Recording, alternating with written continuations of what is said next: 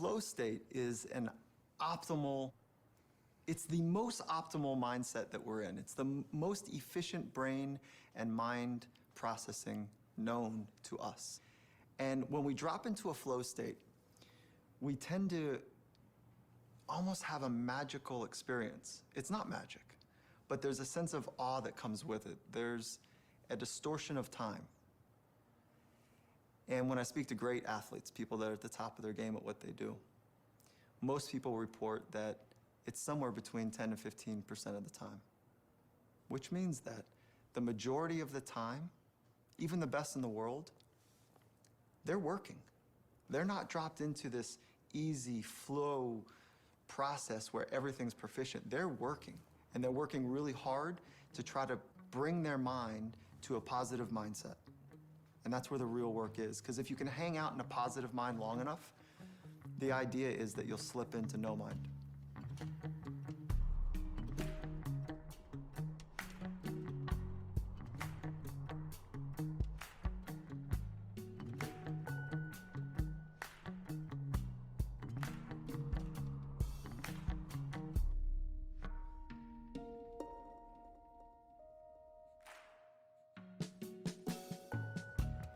Shouldn't I be happy? You carry me, my head in your hand. Now I see, yeah, I must believe. When you're done with us, when you've had enough, when your impossible world has empty like a broken cup, it's just us, it's just us. What's my definition? With that, none of my best before. When do I expire? Send your message, it was delivered. What's that sound? The sound of rippling paper.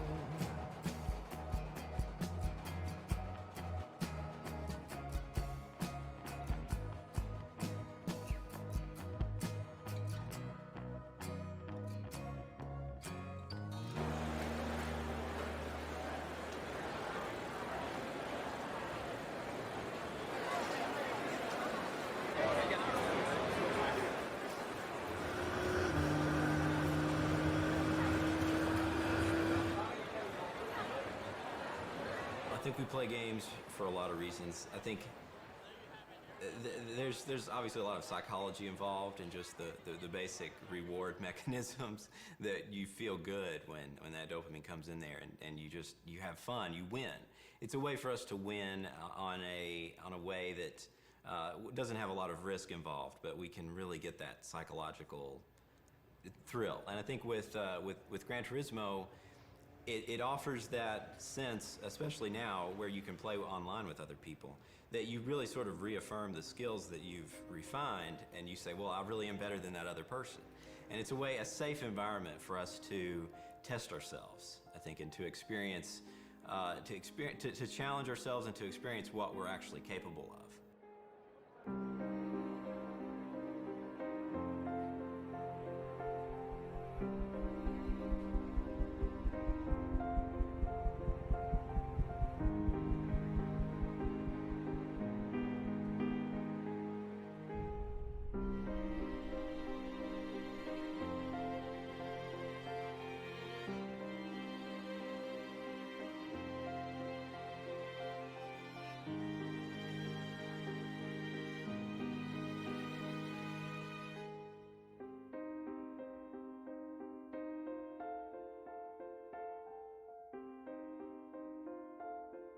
大井隆さんっていうレーシングドライバーが、やっているドライビングスクールがあるんですね。そこを、僕がたまたま何回か手伝いに行ったんですけれども、その時に、たまたま参加してたのが山内さんなんです。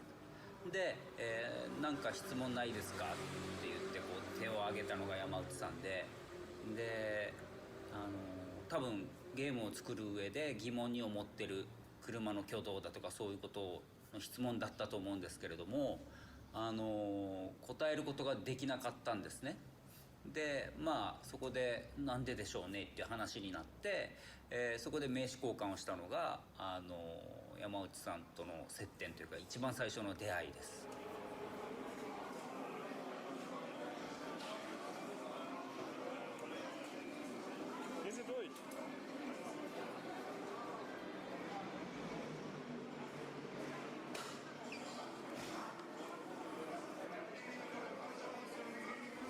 去年ですね、ニルで、スタートラインに並ぶ時にみんなレーシングスーツを着ていこうって言って、レーシングスーツを着ようとしたんですね。したら僕のレーシングスーツないんですよ。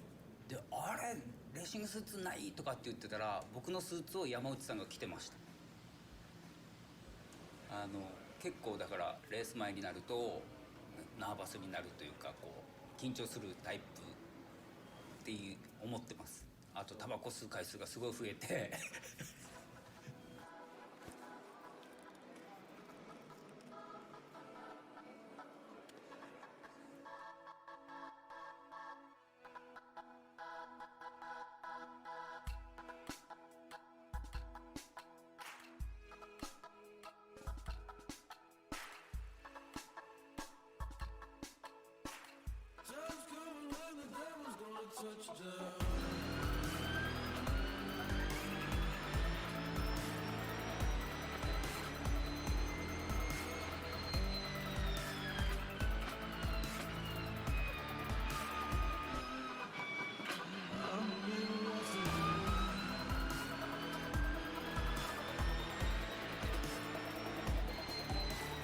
Meeting for the first time and hearing that he races, and not only races, wins. I mean, wins a lot.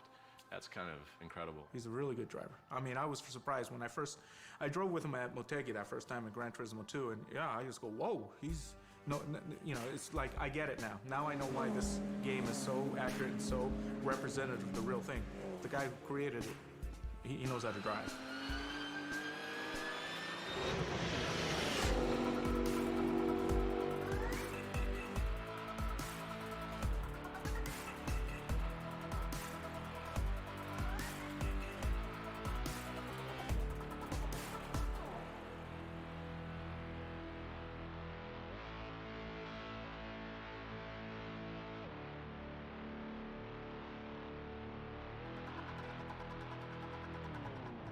そうですね、僕はグランツーリスモでドライビングを覚えてから実際にリアルカーを走らせ始めたので、グランツーリスモで感じていた車との一体感、自分の手足のようになって、走っていく感じっていうのが、リアルカーでも起きる、リアルなレーシングカーでも起きるっていうことが分かって、ある意味ちゃんと裏が取れたというかね、自分自身で体験することができたので、そのあたりは自信を持てる部分なんですよね。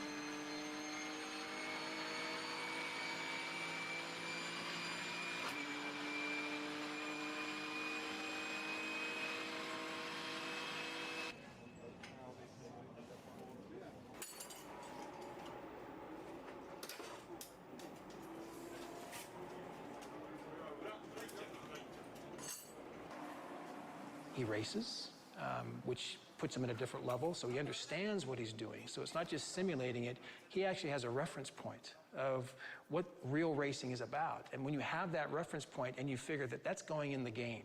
We were just in a review a few minutes ago with him on a project we're working, And he gave insights to things that he thought that, I think this would be important because this is what you would actually need to do for the real car. So he can pull reality from his experiences and apply it to the application of a project. I think pioneers that are doing something unique and new, people want to listen to. He's proven.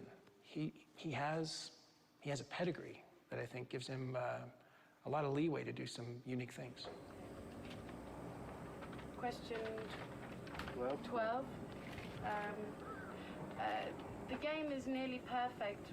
What else do you think you can improve on? What else is there left to do? 中学時代の思い出というのはとにかく僕の友達たちっていうのは刺激的だったんですよね。で毎日毎日その友達たちと、どっちがかっこいいことができるのかっていうことをこう競争してたような気がします。でどれもが面白いやつでどれもがすごいやつでそんな中で14歳の時に映画を作ろうということで映画を撮り始めたんですね。ただ今ほどいい機材はないですから当時は8ミリのフィルムでした。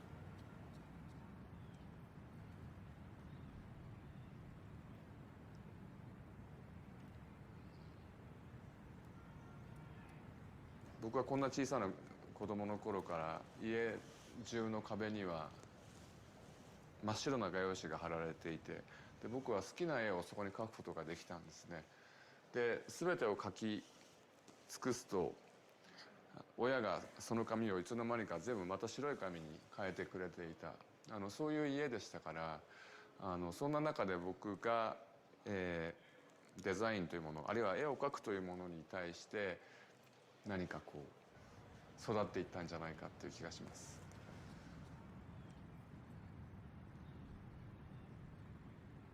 Kazunori was joined Sony Music Entertainment Japan, which was the music company, and obviously, publishing and producing music. And Sony Music Japan at that time had a small video game group producing games for Nintendo and Sega systems. So he joined Sony Music Entertainment Japan and became one of the young member producing titles for those systems. で僕は正直びっくりして俺がゲーム作るのっていう感じだったんだけども、ちょっと考えてみたら自分自身のバックグラウンドも含めてビデオゲームは確かに作れるなと思ったんですよね。Back in the early 90s, when Sony was first starting to think about a PlayStation console, Kazunori wanted to produce this car game that he wanted to produce since he was 15 years old. And he approached the Sony executives and the people in charge of the games at the time and explained to them what he wanted to do. But they really weren't interested in a car game. They presumably weren't car people, and they didn't think that a game that technical or that focused would really sell. でそのあたりから確かにビデオゲームを作るっていうのは企業にとっては投資だからそんな簡単に自分の好きなものが作れるわけじゃないんだなってことは分かりました。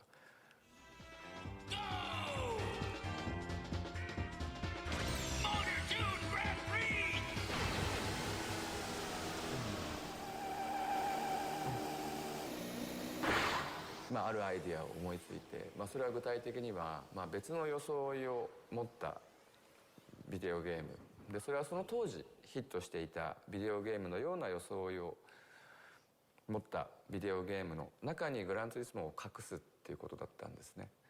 でそれがモータートゥーングランプリというタイトルで外から見ると、任天堂のよく売れていたビデオゲームのように見える。でも中で行われるトライ僕らができる試行錯誤というのはグランツーリスモにつながるものでした。The amazing car physics engine was so realistic, and some industry people noticed what Kazunori team was doing, and became something to watch out for. And of course, his team's third project was the Gran Turismo. So when we waited long enough to have something tangible that we could show, that was the early prototype of the Gran Turismo with the amazing, never seen before reflection mapping of the car. When the car spins, the lighting, reflections changes, and was amazing. ソニーのエグゼクティブの皆さんもすごくなんていうのかな、僕に自由を与えてくれたというか、そうだったら会社を作って好きなようにやればいいよっていうふうにある意味リリースしてくれたんですよね、僕を。だからそれはすごくありがたかったですね。もう戦う必要はなくて、あとは自分と仲間たちで好きなように勝負すればいい。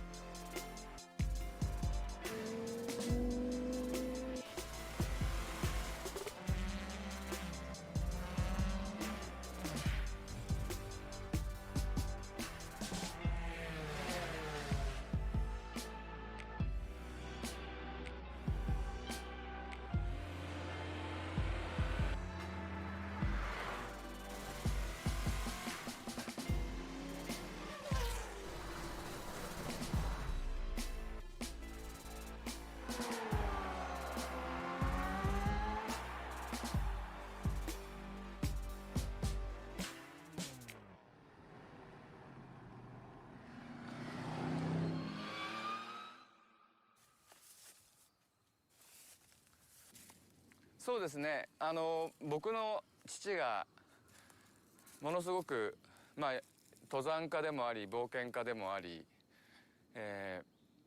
自然との関係を、大事にする人というよりは、自然と共にある人だったので、僕もそのように育てられました、自然と。これなんかクヌギだからちょっと今時期が早いけど、これを蹴るとね、これを蹴ると振動が上に伝わってカブトムシが驚いて落ちてくる。ガンと蹴った後にふって待ってるとパサッて落ちる音が聞こえる。でそこがカブトムシが落ちてきた場所ですね。それをこういう木を見つけたら全部繰り返す。森のすべての木で繰り返す。そうするとどんどんカブトムシやクワガタが取れる。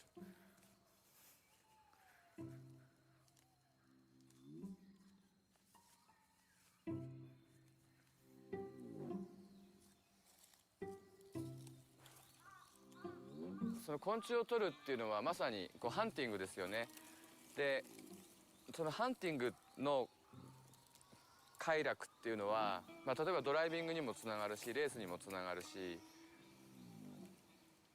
あるいはゲームを作る前にのデータキャプチャリング、撮影だとかそういうものにも全てつながっていますよね。全てはなんか男の狩猟本能というかそこにつながってくると思いますね。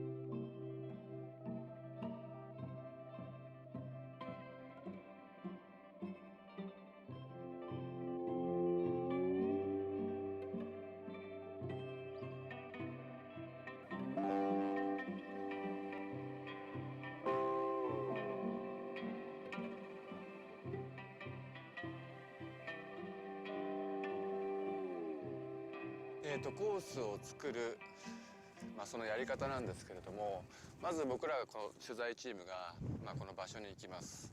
で、全体の景観をまず感じるところから始まりますね。全体の景観を感じ、いよいよそれぞれの、素材を撮影することになるんですけれども、こういった路面であるとか、ああいった縁石であるとか、カリフォルニアの光だとすごく分かりやすいですね。僕らが撮るイメージ、テクスチャーというのは、こういった路面のテクスチャーから、こういった縁石、それからこの外側のね、コース外のテクスチャー、そういうものもイメージで撮ります。あとレーザーでスキャンされる、サーフェスというのはもちろんこれら全てがレーザーでスキャンされるわけですね。こういった凹凸、ひび割れ、このレーザースキャナー上ではちゃんと凹凸になって、でも写真も大事だし測定も大事なんだけれども、もしかすると一番大事なのはここに来る制作チーム、大体20人ぐらい来ますけれども、みんながこのコースのね、この光、空気、雰囲気を掴んで帰るってことでしょうね。それが一番大事かもしれないね。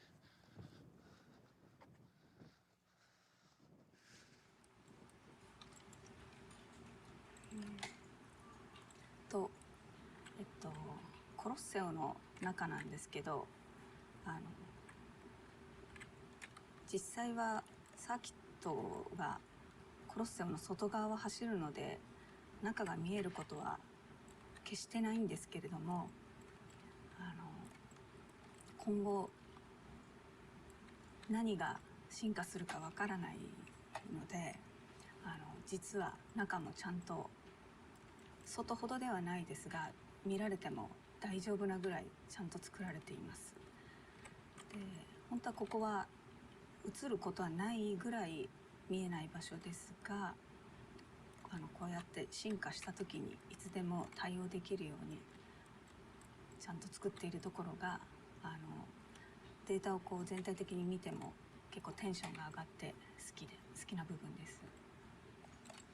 There are scenes on Gran Turismo, and there's a camera shot of a beautiful car set in a beautiful location, just sort of moving around in different locations, looking at the car. And you look at it, and you could sort of sit there for a good 5-10 minutes just staring at the screen, and it's a work of art. But when it comes down to it, it's just code. But I think it's a bit more than that, really. They say code is poetry. That's a computer science term. When you learn to program, that's one thing they say. It should be like poetry. It changes you. It makes you think about cars differently. It makes you think about the world differently. I've learned so much about other countries and other forms of racing and other people. I've read the documents that go along with the cars and the tracks, and you learn so much, and it makes your world so much bigger after you've experienced the game. But really, if you say, what is the game, it boils down to these lines of code.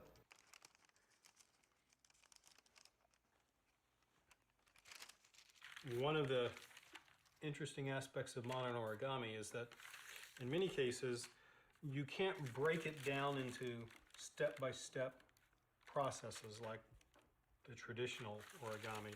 All the folds have to come together almost at once. So with that type of design, we'll very often spend some time putting in all the creases ahead of time and then try to bring all of them together at once. It's a skeleton. It's a scaffolding.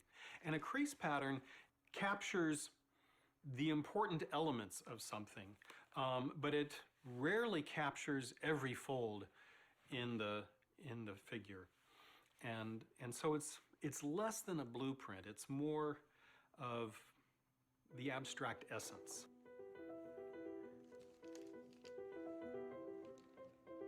I need to get from the subject to a folded representation of the subject. And I can break that down into steps. And the first step is to figure out what are the elements of the subject that I want to replicate in the paper. Because any representational origami, it's not a perfect photograph or a perfect sculpture. It's not a perfect reproduction. We have to pick certain elements that are going to call that subject to the mind of the viewer when they see it. One way of describing the abstraction is making a stick figure or a drawing, because that tells me how many legs and how long they are and so forth. And that's a pretty easy step, because we can draw stick figures pretty easily. That's our first step of drawing when we're a child. But going from the stick figure to a paper shape that has the same structure, that's the step that is particularly amenable to mathematics. I began to see a lot of these principles in origami that seemed very much like the principles that governed engineering, and that one could use mathematics to do better art. There's really deep connections between the meshing problem of 3D gaming and the crease pattern problem of origami design. And so there are origami algorithms that are basically meshing algorithms that say represent this surface by a bunch of polygons that satisfy certain rules about their positions and angles. What we're trying to do as an origami artist, what Kazunori's trying to do as a video game, is create an experience inside someone else's brain, and so you kind of have to put yourself in there. And so the decisions that we make in this abstraction process are not just what to include, what to omit, but also what to exaggerate, what to put in that's not actually there, but that will give the desired result in the viewer's mind. You know, in everything we do here, everybody's always amazed that, you know, we still sculpt full-size clay cars. Every day we do that here. We have a set of craftsmen, sculptors that do it, and we'll mill the car, bring it back onto a plate, we'll model it by hand, we'll white light scan it, bring it back into the tube, tune it again, and kind of go back and forth. It's kind of a little bit of a artistic ballet between digital and analog. And we may build a polygonal model, math model, mill it out in one of our giant mills, but at the end of the day, it's a craftsman hand cleaning the model down, getting the lines just right. I think at the end of the day, it'll always be touched by the human hand to make it, or give it that soul, I guess.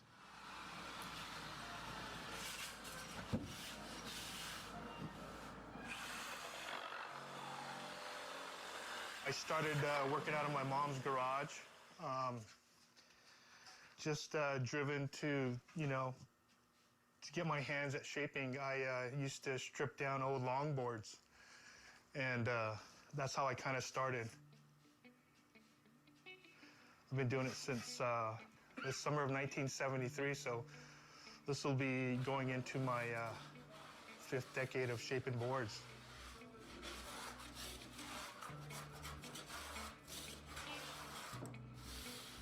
As a shaper, you know, the holy grail is like when a customer brings a board to you and it's a magic board, and he says, you know, can you replicate this exact board?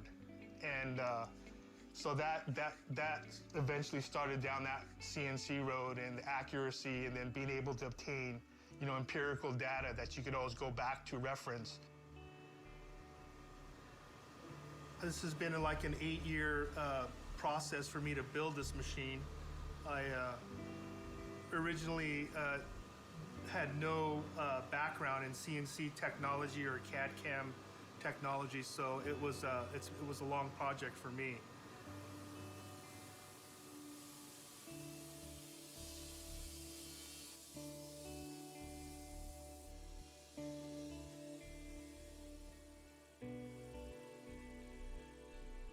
What's common nowadays is they have the turnkey shaping machines that you could purchase, and you're basically writing programs in 2D. The algorithm formulates the 3rd dimension.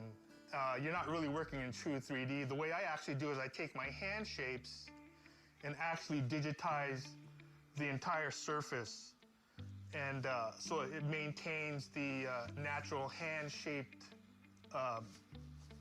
you know, I don't know what you would call it, just a non-algorithmic look to it. It has more of a hand-shaped, non-digital appearance to it.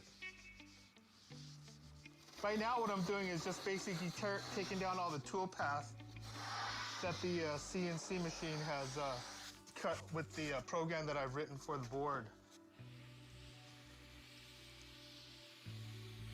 Aesthetic is really nice, but you know, I try to add little style points to the boards for sure, but the rider is the one that has a soul, and the rider and the board have to connect, and you know, if that ultimately if I fail at that point there, you know, I basically failed as a shaper.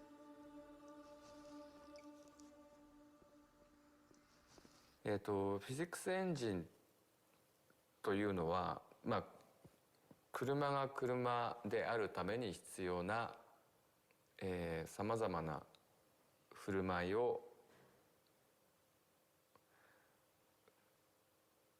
行うためのなんていうのかなモデル、まあ、数式の塊、それを作る作業ですね。フィジックスエンジンを作るというのは。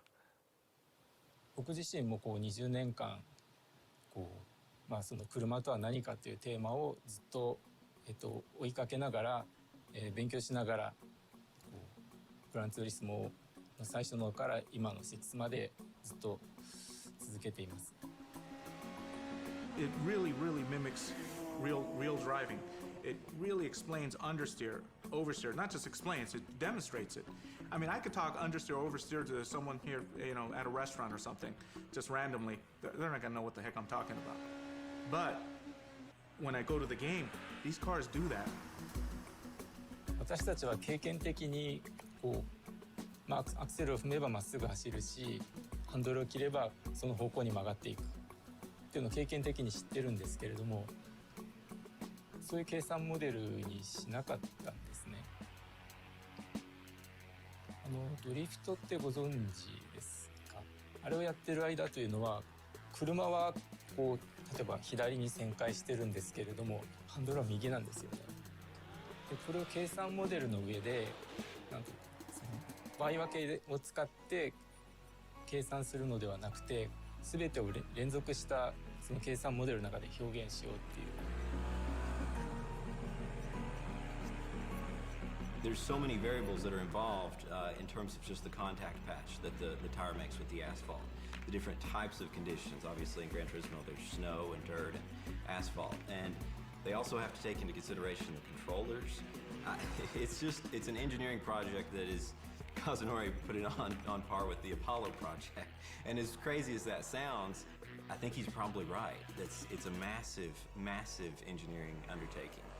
プレイヤーのコントローラーを操作するパターンから判定するのではなくて、その車を構成するコンポーネント、タイヤですとか、まあ、サスペンションのバネですとか、エンジン、そういったものの一個一個をまあ、地道にというか愚直にというか、一つ一つ計算していくというアプローチを取るしかありませんでした。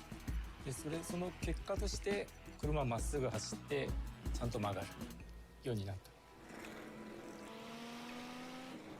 要するに結果から逆算したシミュレーションというかプログラムを作るのではなく、そのプロセスを計算したという感じですね。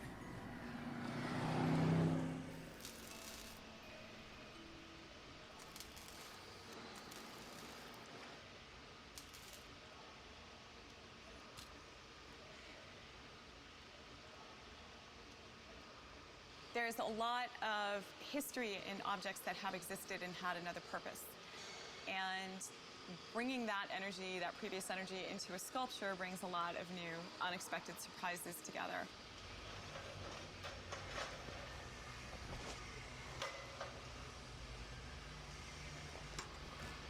I did start drawing probably before I could talk as a child. It was really a very easy thing for me. And I remember my first studio space was actually the way back of the family station wagon, where my younger sister and I would sit with safety scissors and colored paper and crayons and all that, and that's how we went on our family trips.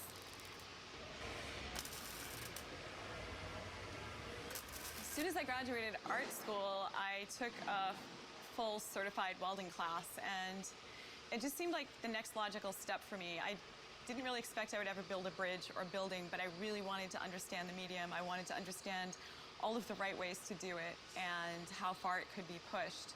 In my mind, it changed how I looked at things a lot. I no longer saw things as being broken or useless. I saw them as waiting to be repurposed or fixed or modified in some fashion. All of the giant figures were designed to represent different religions from around the world. I think what's kind of unique about the experience of these is from a distance you see a large silhouette, and as you approach you can start recognizing that there are items in here that are familiar to you, whether it's a spring or a kitchen faucet or a tool. There's a lot that people can relate to in these sculptures, and I think it's kind of amusing to discover these little bits. And I want people to just be drawn up into the magic of the sculpture and forget anything they know about reality. I want them to just think it's always been there, and they discovered it, and it was there for them. I think that really is the height of the artistic journey, is when a viewer is unaware that this has, 16 outriggers underneath the ground that are holding it up. They don't understand the engineering behind all of that, and they shouldn't. If I've done my job well, they don't even think about it. So I think similarly, to take a car out of the context of a parking lot and put it on a pedestal, you're forced to look at it as an artistic object and just see its physical characteristics.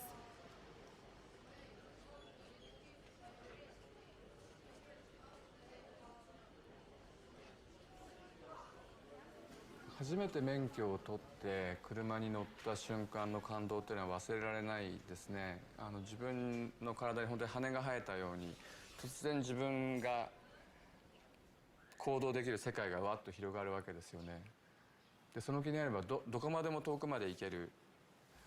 でその時の感動って今でも覚えていて、で今自動車に乗る時にその都度感じる喜びっていうのも基本的に当時と変わらないですよね。なんか自分の体、自分の身体の能力がパッとこう拡張されて、で生身の状態ではできないこと、それはスピードだったり、あるいは遠くまで行くことだったりしますけど、そういうことができるようになるっていうのは、車を運転する上でものすごく大事な魅力の一つだろうと思いますね。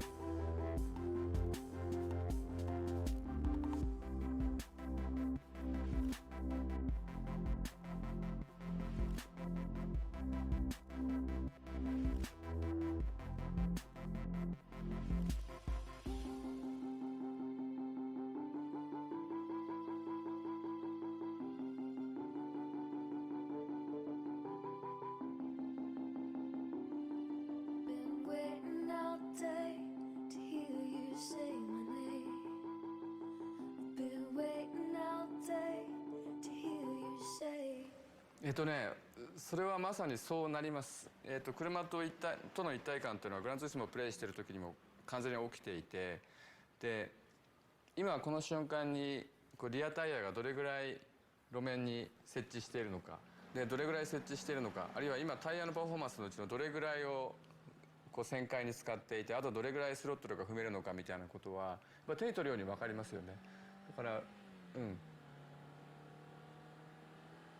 そう思います。グランツーリスモをやっていて乗れてきた時って自分でも分かるんですね。スッと入ってくる。で車と完全に一体になってしまう。でその時はもう4つのタイヤが今どんな状態なのかっていうのが完全に自分の体の一部のように感じられる、そういう瞬間はありますね。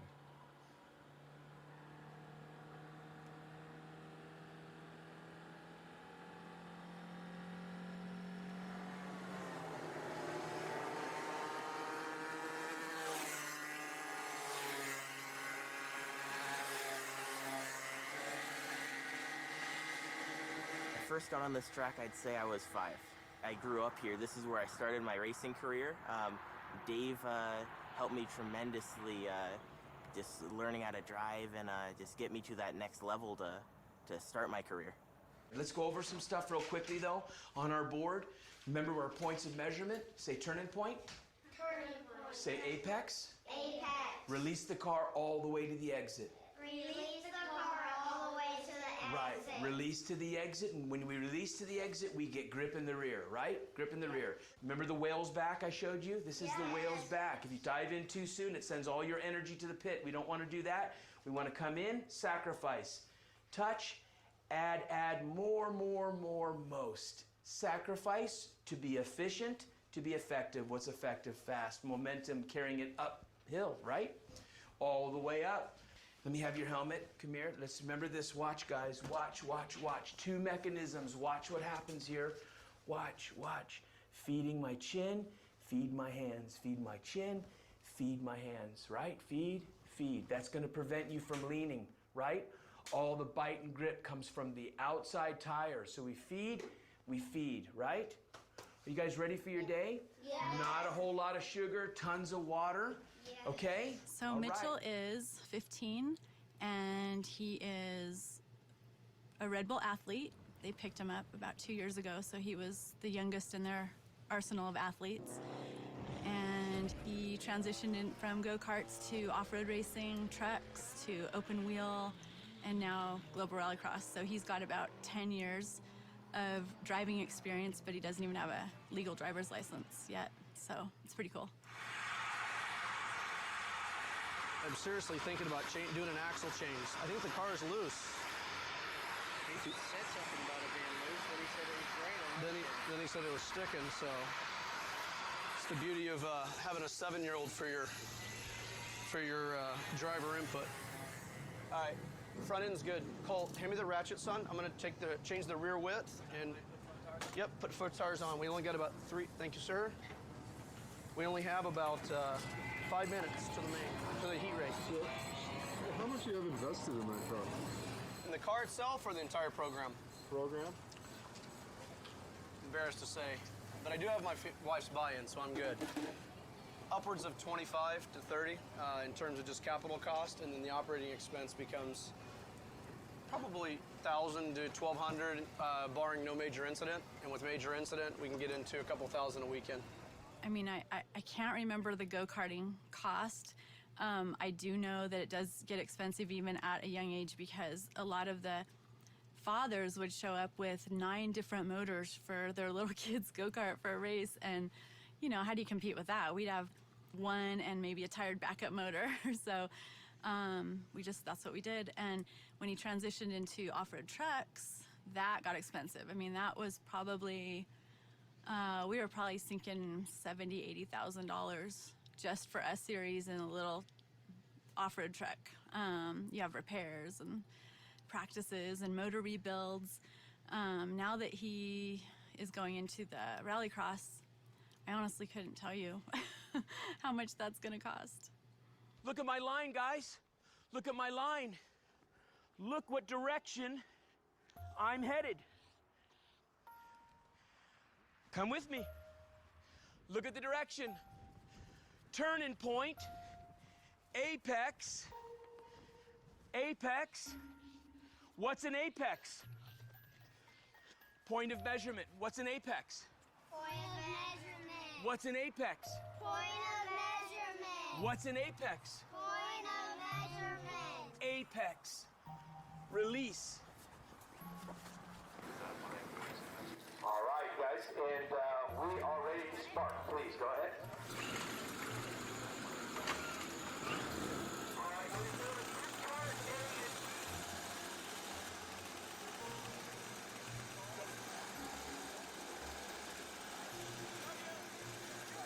Go a little faster, a little faster.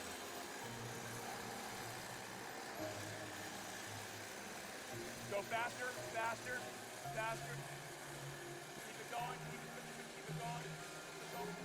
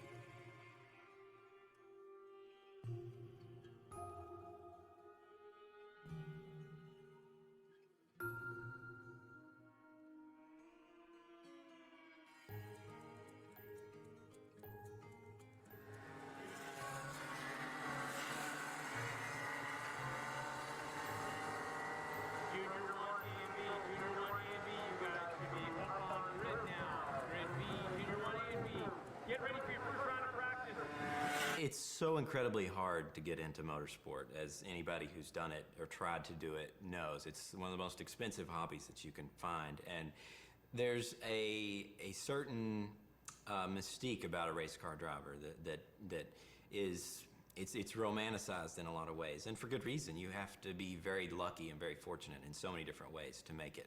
So to have something like Gran Turismo, where you can develop your skills in your living room, you can, for just a few $100s, there's a few games that can actually teach you something that applies that directly to a real world situation. Like the GT Academy, obviously, is a good example of that, where skills learned in the game have translated perfectly one-to-one with skills on the racetrack, the real racetrack. Being a race car driver has been my dream since I was a young boy. It would mean everything to be a part of the Nissan racing team. My passion is to drive cars, and this is my opportunity. To get that shot, to drive in front of people who matter. I'm Dhani Jones, host of GT Academy. 400,000 Gran Turismo 5 gamers entered a contest, hoping their skills in the game will transfer to the track. Only the 16 fastest will fight for the ultimate prize.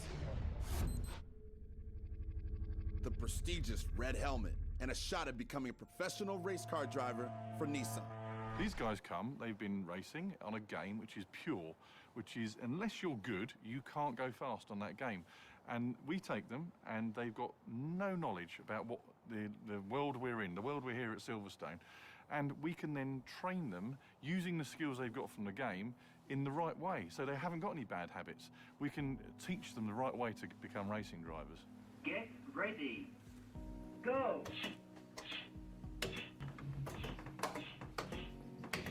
When the guys win the competition, they then go on what we call the driver development program, which is a physical, mental driver coaching program. It's pretty intense, and they're going through physical exercise every day, mental coaching at least 2-3 times a week.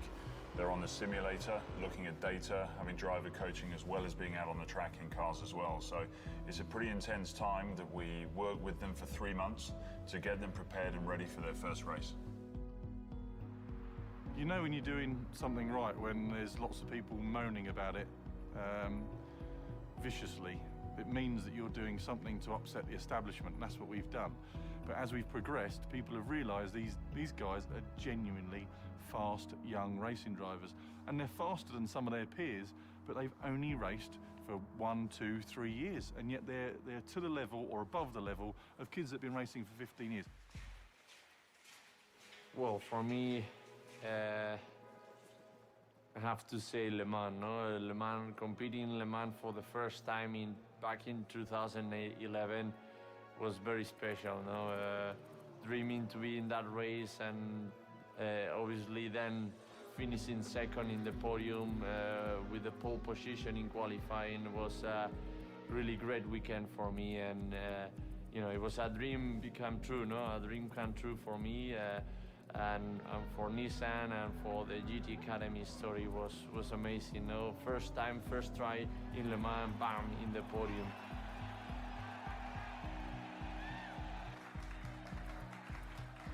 Okay, if we'd have had one driver that was good, okay, it was luck. We've got a consistent group of drivers every year from different parts of the world that are really good racing drivers. This is not luck, this is genuinely, if you're a good gamer on Gran Turismo, we can make you into a good racing driver.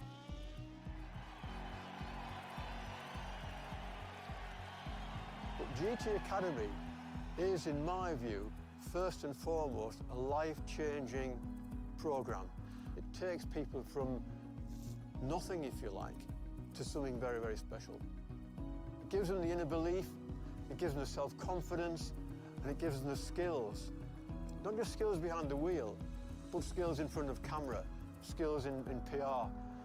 And it gives them all of that and makes of them professional race drivers. I think as a child, being a racing driver was my ambition. I've dreamed of it before, and but I can honestly say I've never dreamt that it would happen this way through playing Gran Turismo. I mean, who thinks of that? 僕が最初にグランツーリスモを作った時からの夢ではありましたね。こういうゲームを作ることでいずれグランツーリスモからレーシングドライバーが生まれるんじゃないかっていう期待は最初からしてました。そういう意図もありました。でただそれはなかなか実現しなかった、あるいはそれに気づかなかったのかもしれませんけれども、それはようやく GT アカデミーみたいなプロジェクトを通じて、それを証明するような若い、プレイヤーが現れていった。想像はしてましたけれども、彼らが実際に人生が変わりで本物のレースで活躍しで僕の目の前にいるっていうことがやっぱりちょっと信じられないですね。Every time we meet is great, no? For me, it's like a big mentor for me. Every time I have meetings or chats or competing with him in Nürburgring 24 hours, it's a special moment, no? Obviously, every time I see him, I try to, to spend most of the time with him, learning from him, and obviously is the creator of Gran Turismo, no? The simulator which make me a professional racing driver. So I have to, I have to thank him everything. That's why I'm here today, and I don't know what to say. で同時に思うのはルーカスにしても、ヤンにしてもそうなんだけれども、彼らが何かをアチーブしてってほしいとかっていう願いよりもね、僕は彼らが今後多分いろんな困難に直面するでしょう。でそれを僕はねやっぱりサポートしたいですよね。サポートし続けたいと思ってますね。The awareness that in this arc towards high performance, towards mastery, that there's a dark side or there's real challenges to the spirit and to the psychology and to relationships, that insight typically comes from somebody who's been down that path. And the insight to be able to know that men who are pursuing something that's very important to them, that there's both a part that is glorious and to celebrate, and there's also a really challenging dark side to it, is really insightful. And if we're not careful, we can set people up for the ride and not take care of the other side of it. And to have that insight, to be able to support and challenge and provide opportunity, that's noble.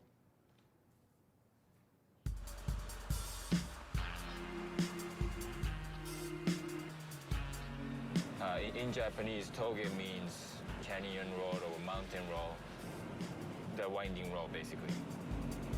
I wanna go far, do what you love, they always say. I wanna go far, this time. The wind in my face, I'll take my place among the stars, the stars. We just went through the tunnel, and which was actually the starting point of my favorite toge road near my hometown.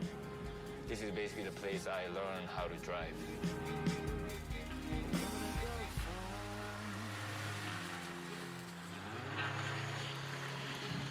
In 10 years ago, I was driving Canyon Road as for fun, and then I just had an opportunity to compete in the States.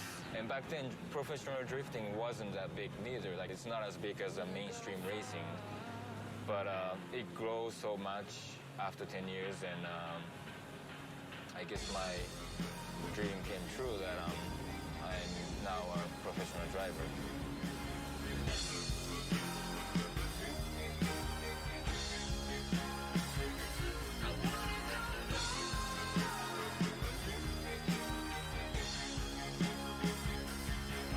It's not like driving purely for fun.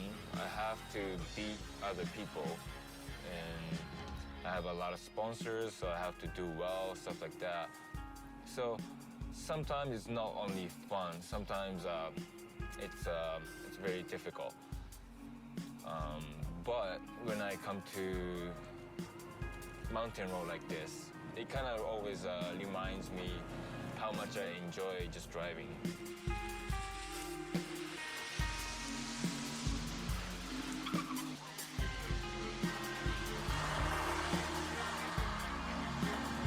My goal, past 10 years, to win the championship of my Formula D career, and then I achieved that goal 2 years ago, 2011.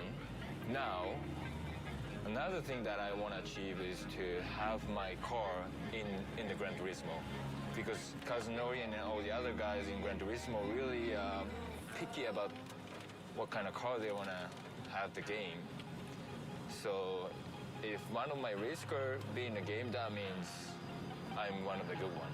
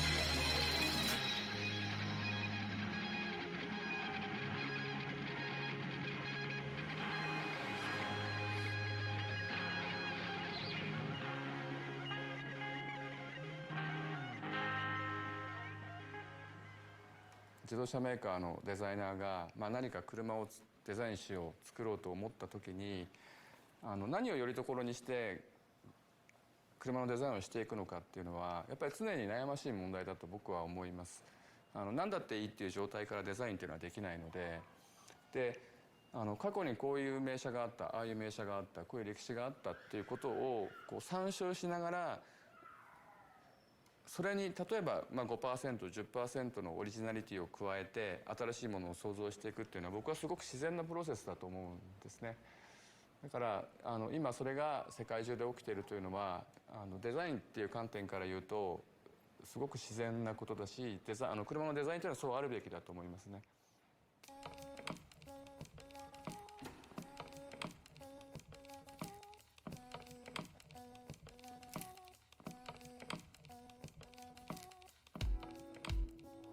We really pay respect to what the guys did in the 30s and 40s and 50s, and though the racing cars get crashed, they get modified and changed a lot, and we see our job as actually putting it back to exactly how the cars left Lotus or Cooper or Ferrari back in the day.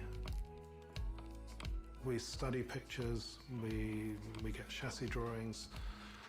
The guys would just go to endless lengths to get something right. No, it is attention to detail and maybe a little bit obsessive.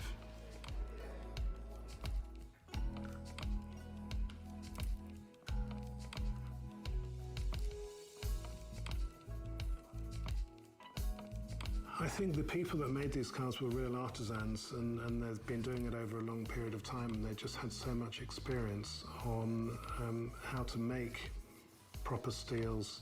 It's almost like a black art.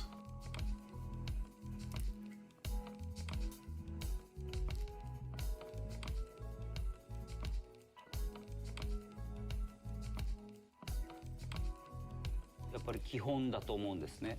で、もともと車って要は手作りだった時代があって、でそれから現在に至ってるんですけれども、もう全てが、機械化されていて、なんか無機質な、家電みたいな車になってきてるんですけれども、せっかくなんて言うんでしょう、その手で物を作るっていう技術がどんどんなくなっていってるんですね。だから、もう一回それを見直して、機械ではできないようなものを味があるものっていいますか、ハンドメイドの味があるものを、要は機械化でされて作られた車と融合させてよりいいものに。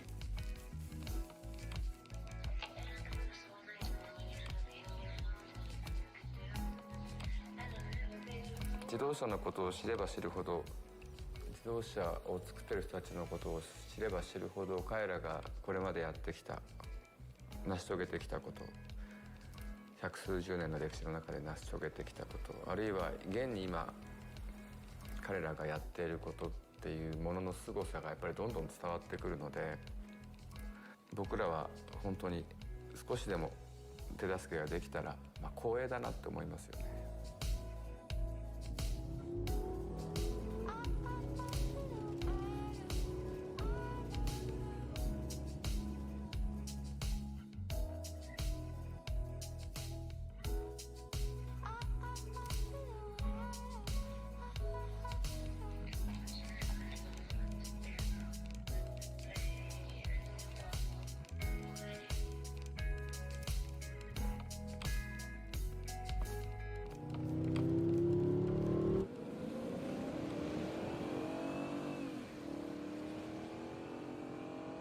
Car design has as much about emotion and psychology as it does about hardware and real engineering.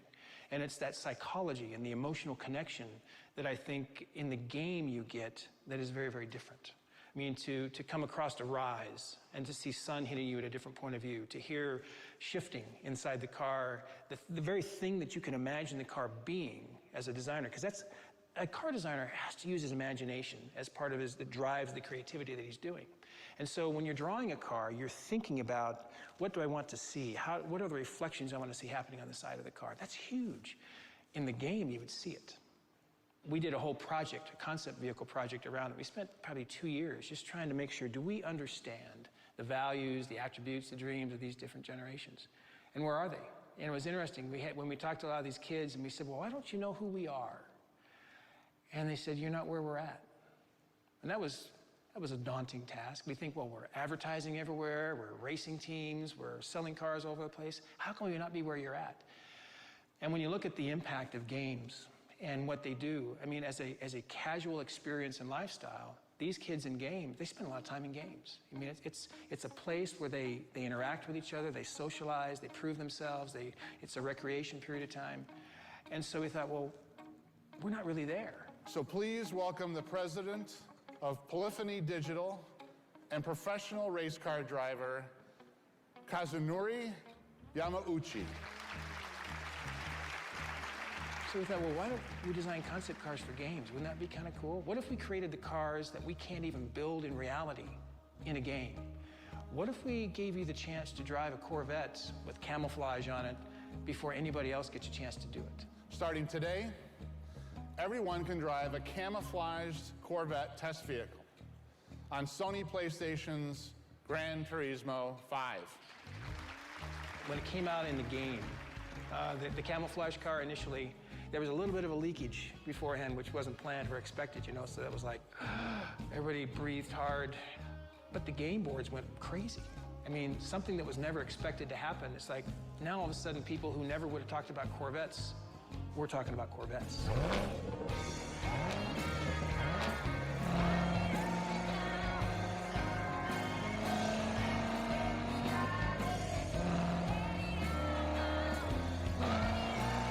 We designed simulators for Kazunori and the guys here in this studio, and we had them on the ground at the Detroit show in January. Those simulators, when driving the Corvette, were so in demand that it completely outstripped our ability to support it. You know, we couldn't put enough people through the whole system. So there was a long, long line all around the whole exhibit for people wanting to drive the new Corvette. So I think we've had to adjust and kind of move things on the fly because the response among the gaming community has been so profound and so significant. Ladies and gentlemen, this is the new Corvette. We launched it simultaneously in Detroit, and they pulled a virtual cover off it on the game.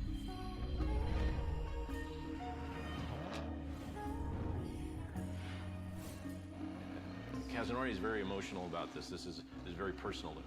he needs to see the vehicle. He spent time in Detroit to go through the whole program with us, and he says, yes, this will go, we'll put this in the game. So it's not just anybody can build a car and throw it in the game and it's good to go. I believe their sense of, as enthusiasts, that they only want the best. So it was the right car, right time.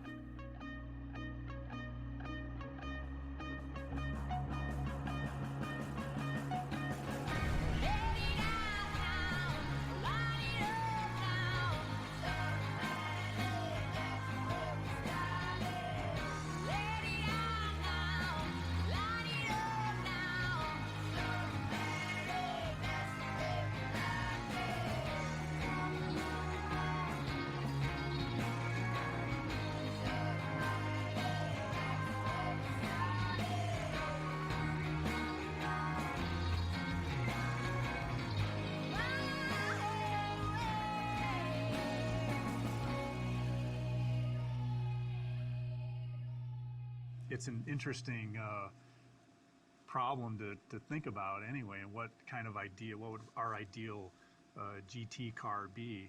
But I don't know, for me, I think it's more in the pure sports car vein, but pushing technology and pushing design to a more advanced condition.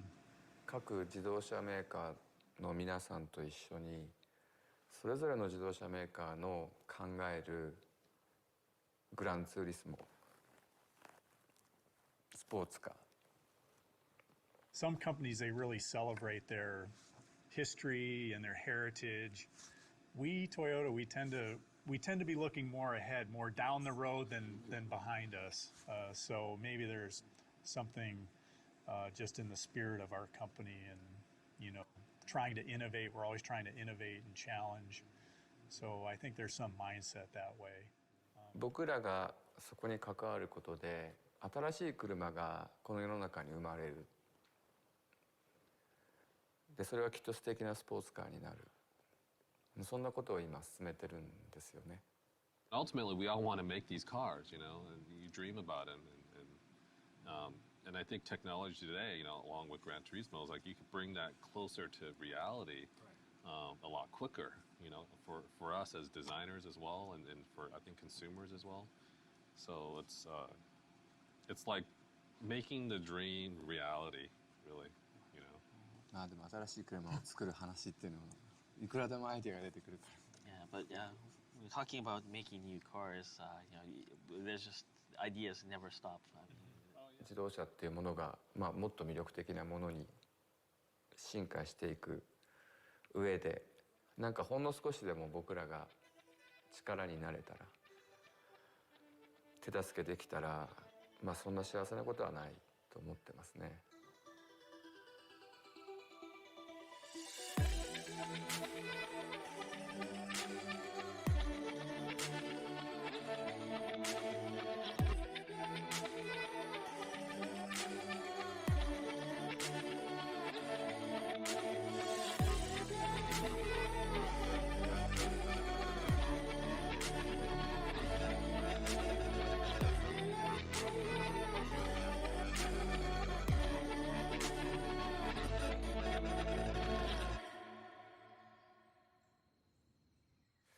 そこはグランツーリスモとは何かっていう話にも関わってくるところで、グランツーリスモは一つのビデオゲーム、ただそれだけなのかっていうことですよね。僕は常々言ってきたんだけれども、グランツーリスモっていうのは一つのビデオゲームなんだけれども、同時に何かの運動だと思っていて、グランツーリスモという運動だと思っていて、でその運動の過程が全てプレイヤーのもとにで僕らに出会った人たちにも影響を与えて、影響で響いてくれた人たちがまた世界を変えていくというか、世界に変化を与えていくっていうそういうプロセスですね。だからムーブメント、運動、グランツーリスモは運動なんだっていう時の運動っていうのはそういう意味ですよね。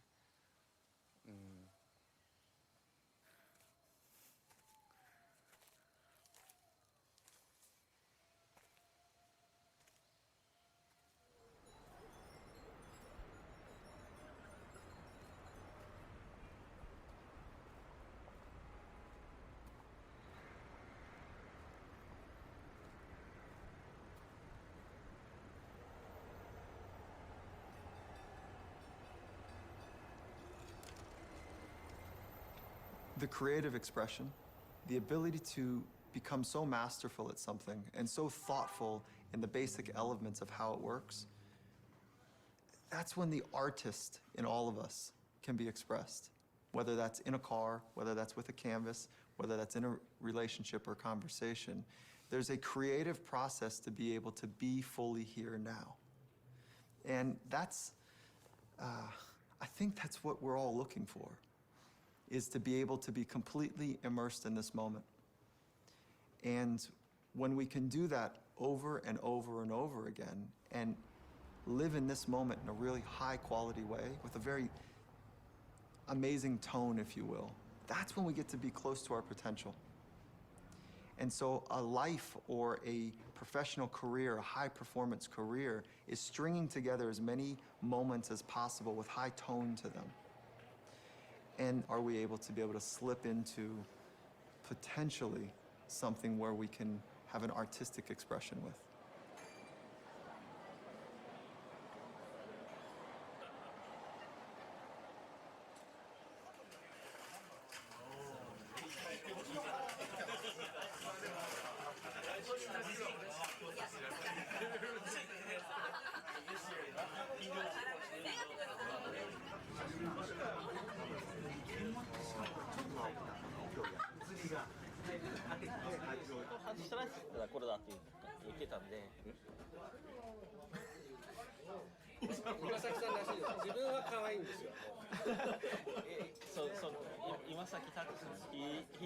He drew himself really cute.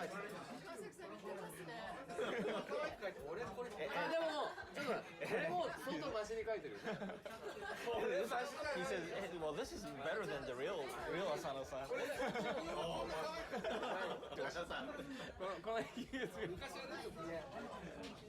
He had some stubble back then.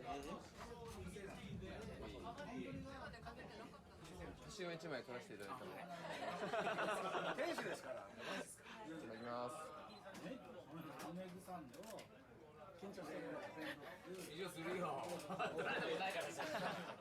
To me, Kazunori is a guy who, like I said, he's a perfectionist, but to make a mark in this world. I think that's what his, he's driven to do that. I think he's already done that to a pretty, to a point with Gran Turismo. I don't think he's quite satisfied yet. I think he wants to, I think he feels he's here for a reason, and it's up to him to fulfill his destiny, if you will.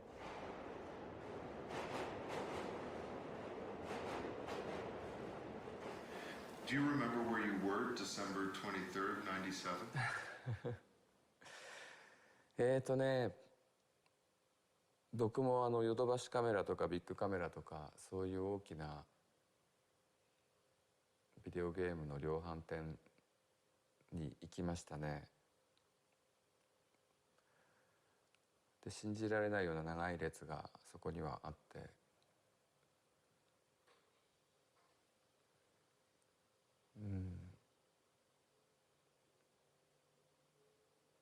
ただただ信じられない、それを遠くから見ていました。だからなんか達成感を感じてるとかそういう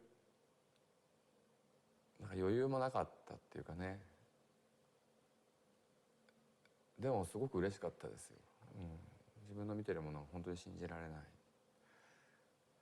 僕らもね、グランツーリスモの最初のグランツーリスモって結構長い時間作っていましたから、リリースする寸前までは本当僕らチームのものだったんですよね。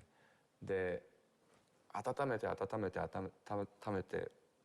でもうギリギリまで自分たちの手元でホールドしていて、で最後にリリースしたんですけれども、そのなんか本当に自分たちだけのグランツーリスモが自分たちだけのものじゃなくなるっていうその瞬間はやっぱり確かに覚えてますね。そうですね。熱病にうなされるように集中してたとしか言いようがないですよね。だからなんかそれに集中することで同時に何かを失っているとかそういうことを何も考えなかったですね。とにかくいいものを作ってもうあそこまで行きたいっていうことしか考えてなくて、